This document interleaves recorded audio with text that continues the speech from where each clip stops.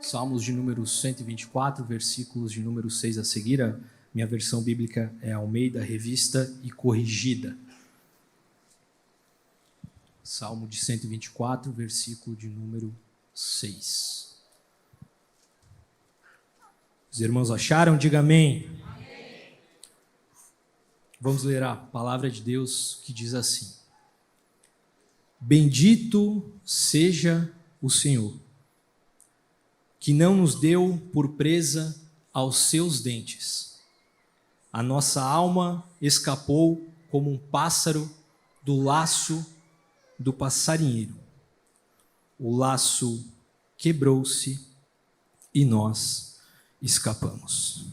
Quantos acreditam nessa palavra? Tomem vosso assento por bondade. Agradeço a Deus, primeiramente, por essa oportunidade.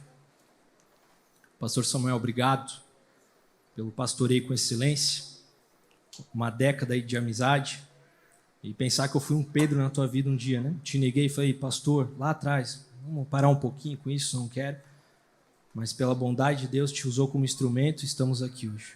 Deus te abençoe, meu amigo, cumprimento meus amigos obreiros de caminhada no reino e todos os demais irmãos, em especial também aqui a minha esposa. Quem tem 2 filhos pequenos sabe que levantar de manhã, arrumar as princesas, se arrumar, tomar banho, deixar a casa organizada e chegar no culto é uma montanha russa. Mas o Senhor nos dá estrutura. Te amo, meu amor. Meus irmãos, eu vou pedir a atenção de vocês, eu serei muito breve, mas eu tenho uma palavra de Deus aos vossos corações. Amém? Nós não sabemos ao certo, com total exatidão, o motivo deste salmo, de número 124, ter sido escrito por Davi. Alguns, inclusive, até acreditam que não foi ele que escreveu. Glória a Deus. Por conta de certos detalhes de linguagem que eram desconhecidos no seu período. Porém, o estilo desse cântico é muito parecido com os cânticos que Davi geralmente costumava escrever. Quer seja de sua autoria ou não, fato é que esse cântico ele é muito lindo. Esse salmo transmite muita alegria e ele é certo de que foi escrito por ocasião de alguma grande libertação, por ocasião de algum grande perigo que provavelmente teria arruinado a todos, onde Deus operou para o seu povo e pelo seu povo. Alguns estudiosos dizem que Davi escreve esse salmo por conta de uma guerra física. Outros dizem que foi por conta de uma guerra espiritual. Alguns dizem que foi por conta de uma guerra externa. Outros acreditam que foi por conta de uma guerra interna. Uns acreditam que Davi escreve depois de ter vencido uma batalha contra os seus inimigos. Outros acreditam que Davi escreveu esse salmo depois de ter vencido uma batalha contra si mesmo. Mas é perceptível que qualquer que fosse o inimigo, Davi foi muito atingido. Mas para a alegria de Davi, o afeto de Deus afetou a Davi.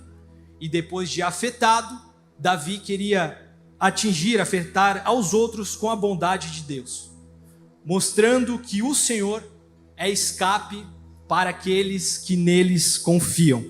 E ele conseguiu. Os anos avançaram e esse salmo até hoje continua sendo um acalento, um alívio para as nossas almas. Ele é tão marcante que muitos dos protestantes franceses, inclusive, iniciavam sua adoração pública utilizando o último verso desse salmo. Porque, sinceramente, não há pensamento mais encorajador, mais consolador do que saber que o nosso socorro está no nome do Senhor dos Exércitos. E é por isso que esse salmo não deixa de ser profético, porque ele também apresenta a condição da igreja nesse mundo, cercada por inimigos implacáveis em seu ódio, enlouquecidos pela ira, desejosos pela destruição da igreja. Mas o Senhor nos dá uma certeza de preservação, certeza de triunfo para a sua igreja, porque Ele é o nosso Deus. Os tempos mudaram, os anos passaram, mas os inimigos continuam tentando nos destruir. E é por isso que esse salmo, ele se adequa em todas as gerações, porque até hoje vivemos em um território hostil. Por muitas vezes, presenciamos traidores no nosso meio, às vezes até dando glória a Deus disfarçado com a gente. E a verdade é que logo nós seríamos exterminados, se Deus não enfraquecesse os nossos inimigos. O que seria do povo de Deus, pastor Samuel, se Deus nos tivesse deixado à mercê dos nossos inimigos? Vamos analisar pela Bíblia?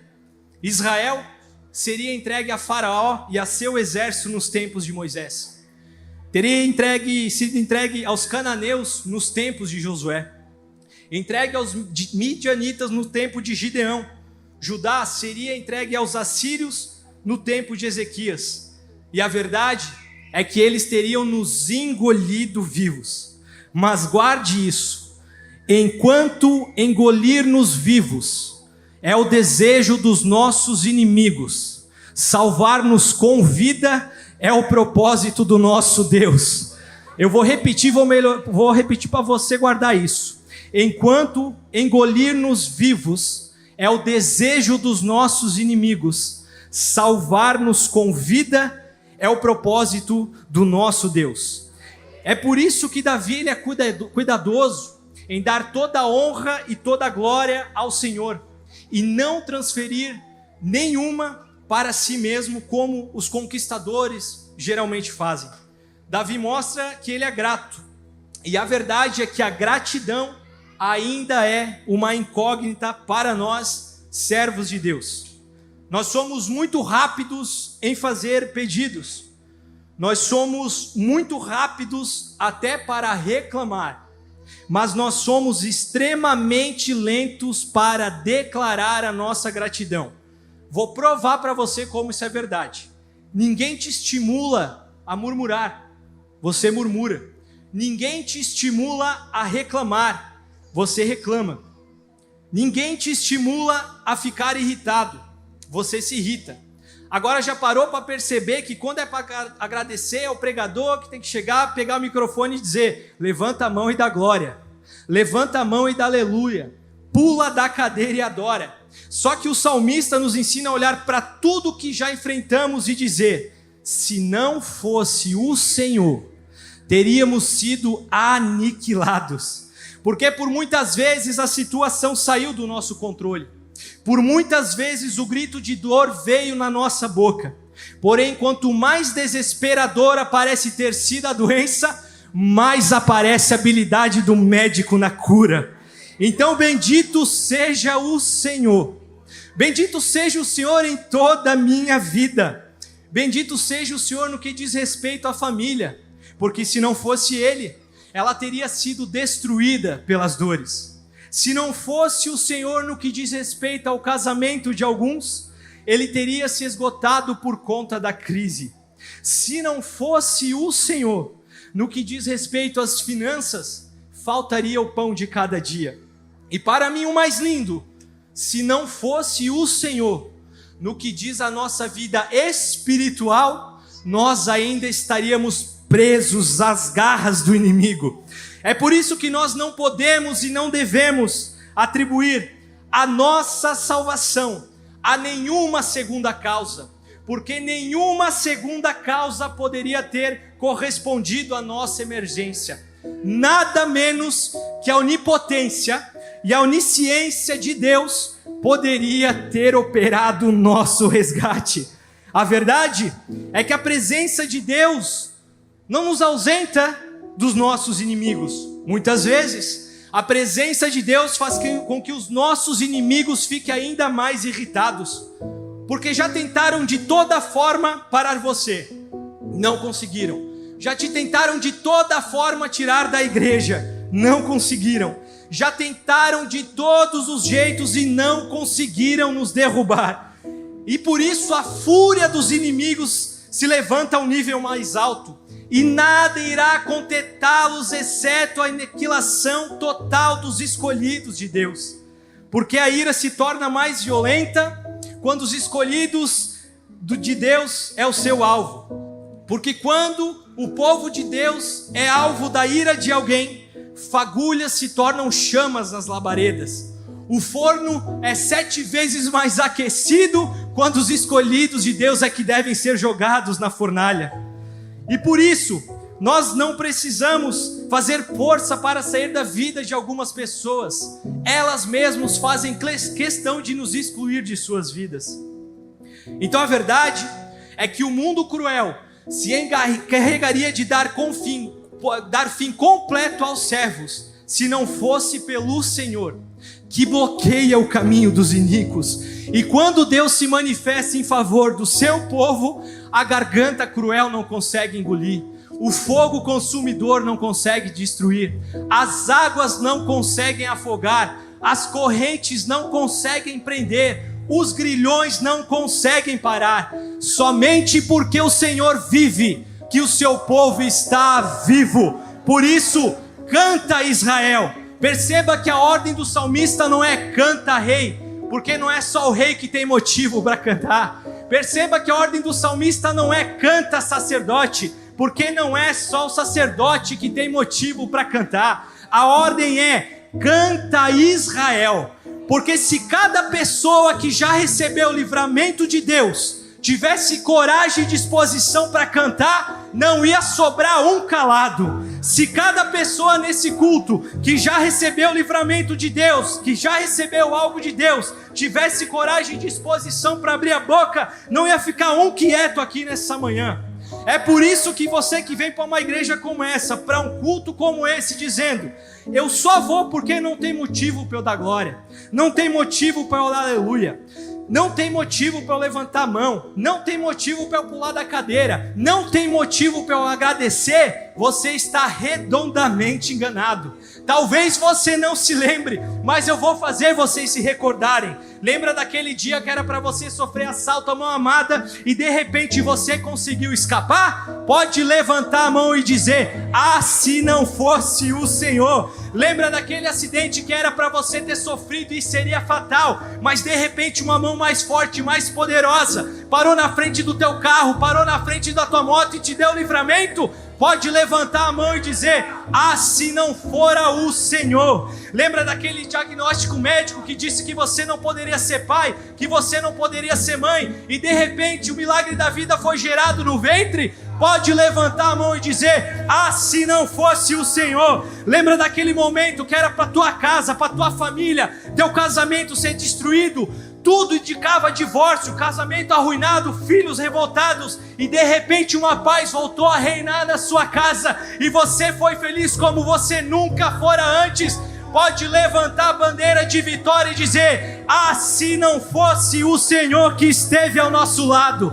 Mas a verdade é que a gente é lento para agradecer, e quando a gente vê alguém agradecendo, a gente julga a adoração deles, a gente reclama da adoração de alguém, porque a verdade é que a gente gosta de ser juiz de culto, a gente gosta de julgar culto, a gente gosta de dar nota para a adoração dos outros. Aí quando a gente vê aqueles irmãozinhos simples, levantando a mão, dando glória, dando aleluia, pulando da cadeira, a gente olha e diz: para que isso? Para que esse escândalo todo? Para que isso tudo? Ainda bem que a minha fase já passou.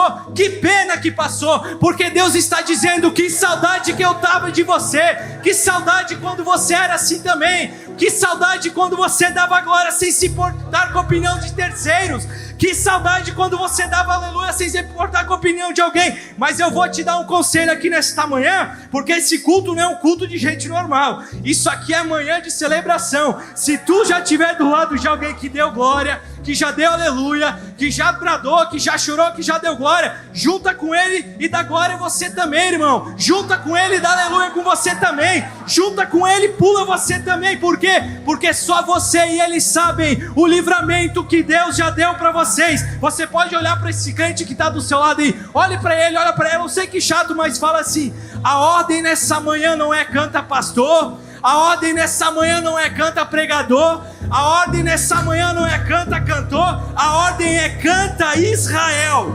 A ordem é: canta Israel. Israel não é aldeia, Israel não é tribo, Israel é nação. E eu vou provar para você que você e eu somos nação também. 2 Pedro 9 diz que eu e você somos nação. Vós sois a geração eleita, o sacerdócio real, a nação santa, o povo adquirido. Eu quero convidar aqui nesta manhã só quem entende que foi a mão de Deus que te guardou, que te guiou, cuidou de você. Abre a boca nesta manhã para dar glória.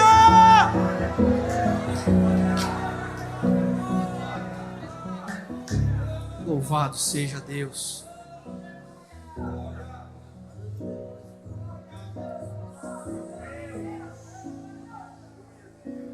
Se não fora o Senhor que esteve ao nosso lado, quando os homens se levantaram contra nós, criaturas da nossa própria espécie ansiavam pela nossa ruína.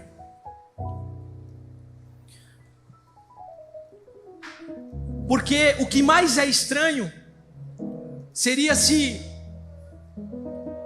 o próprio homem da nossa própria espécie, querendo o nosso mal, querendo nos confrontar, querendo acabar conosco, eu poderia dizer que esse tipo de homem, eles são mais animais, eles são mais demônios, porque a falta de empatia, a falta de humanidade, simplesmente o desejo de destruir. O salmista está aqui dizendo: os nossos inimigos eram arrogantes, e o ímpio na sua arrogância persegue o pobre. Eles foram ousados em sua tentativa, e eles tentaram contra nós de maneira que nós seríamos não apenas pegos, mas nós seríamos engolidos, de maneira que não sobraria restos mortais nossos.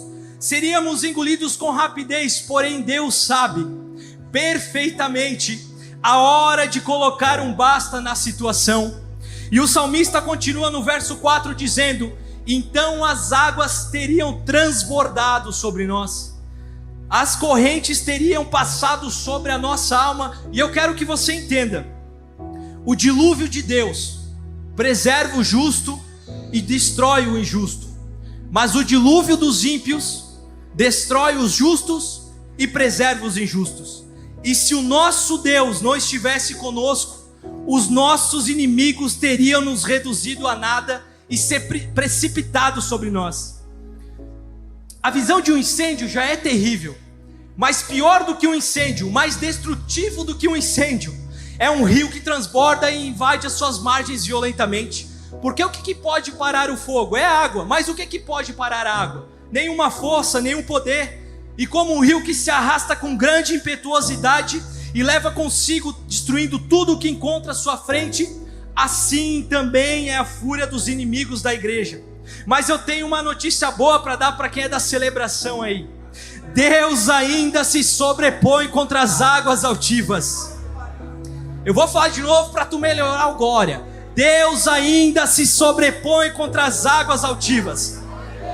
Dá um toque quem está do teu lado e fala assim, ó: tranquiliza o teu coração, porque Deus ainda domina a fúria do mar. Diz isso para ele: porque Deus ainda domina a fúria do mar. E eu vou liberar uma palavra para você. Se você entender, você dá glória. A mesma mão que domina a fúria do mar é a mão que dirige a tua embarcação. A mesma mão que domina a fúria do mar é a mesma mão que controla o teu barco.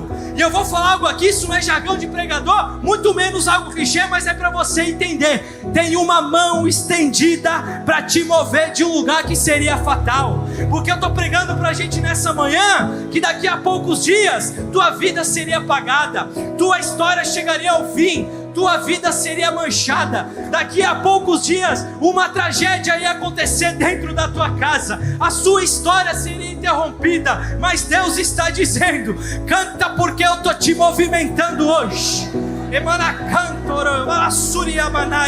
Canta porque a minha mão está te movimentando hoje.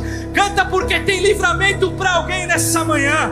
Eu estou pregando para pais aqui que talvez o teu filho não está nesse culto, talvez o teu filho está dando trabalho e o diabo já tinha planejado ataque dizendo e dito: eu vou acabar com ele, eu vou acabar com ela, e dentro de poucos dias vai ter funeral dentro da casa dele, vai ter funeral dentro da casa dela. Mas eu tenho a palavra para liberar para quem tem glória, e a palavra esta manhã é: tem uma mão estendida sobre a tua casa, tem uma mão estendida sobre a tua família, tem uma mão estendida sobre o teu ministério.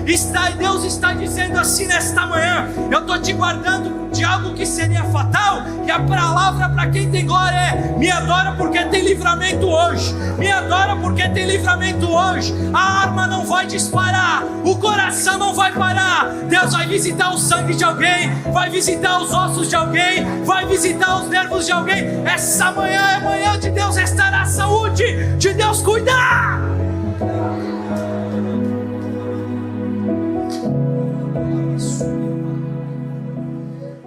Mas vamos lá, e eu encerro agora. Olha o que o texto diz: a nossa alma escapou como um laço dos passarinheiros. E o texto diz: o laço quebrou, o laço quebrou, e nós escapamos. Preciso te contar uma verdade aqui, desculpa talvez escandalizar você, irmão. Talvez você está nesse culto aqui dando glória, está louvando, está buscando, mas deixa eu dizer uma coisa para você: a tua forma de estar no culto, de estar buscando, de estar adorando, não vai impedir com que o ímpio planeje laço contra a tua vida, porque a Bíblia diz no Salmo 119, verso 110, que os ímpios armam ciladas. E o que eu posso fazer para que os ímpios deixem de armar cilada contra a minha vida? Nada, porque você não pode intervir a vontade do ímpio de preparar um laço contra a sua vida. Mas eu tenho uma notícia boa para te dar: assim como você não pode impedir a mão do ímpio, o ímpio não pode impedir a mão de Deus. Eu vou de novo: assim como você não pode impedir a mão do ímpio, o ímpio não pode segurar a mão de Deus. É por isso que a Bíblia é bem clara ao dizer: Ele te livrará do laço do passarinheiro. Mas vem cá, o texto diz, e eu encerro, o texto diz que o laço quebrou. O texto diz que o laço quebrou. Mas vem cá, pela lógica, laço se corta ou se quebra? Se corta. Pela lógica, laço se corta. Mas por que Deus diz que quebra o laço? Porque se a gente olhar, laço tem um significado. O significado de laço é um nó, e nó se corta. Mas por que Deus não corta o laço? Deus quebra. Por que Deus quebra? Vamos analisar. Existe uma arapuca, uma armadilha feita de 2 peças de madeira. Tem uma rede esticada entre elas. Quando a ave era apanhada, 2 peças de madeira eram fechadas, como se fosse capa de um livro, e a pobre ave ficava totalmente presa. E existia outra armadilha que ficava achatada de encontro ao solo, e tinha uma espécie de mecanismo, pelo qual quando a ave tocava, a armadilha se fechava e prendia a árvore. Mas tem um detalhe: todas elas dependiam das madeiras, porque se uma das peças de madeira se quebrasse, o aparelho não fechava, e o que acontecia? A ave escapava. É por isso que o salmista não diz: o laço foi cortado. O salmista diz: o laço foi quebrado. Por quê? Porque Deus não vai no nó exterior para cortar, Deus vai na armadilha interior para quebrar.